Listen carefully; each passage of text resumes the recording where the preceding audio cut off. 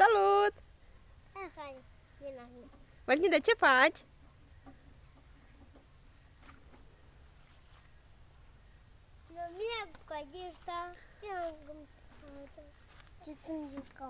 Hai, m-am așezat.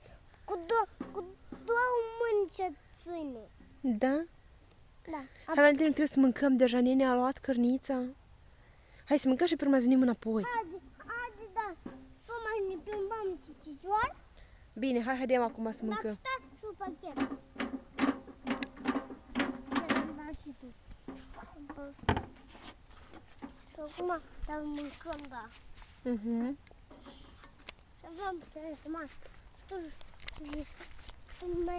Valentin, uite la mama. Tu mai a mine bat. Valentin, dar ție îți place? Stai,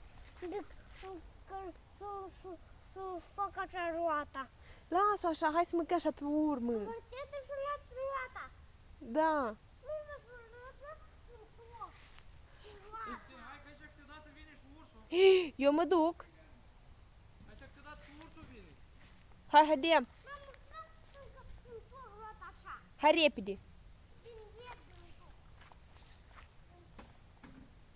Apucăm și să ne plimbăm. Da. Da, bă.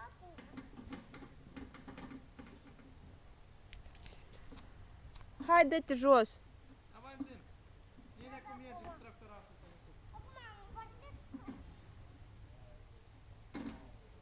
Am dat acum, închid roata așa. Cine vine, n-ai ce face. Nene, zici să dai mâncare la găinușe. La gândință.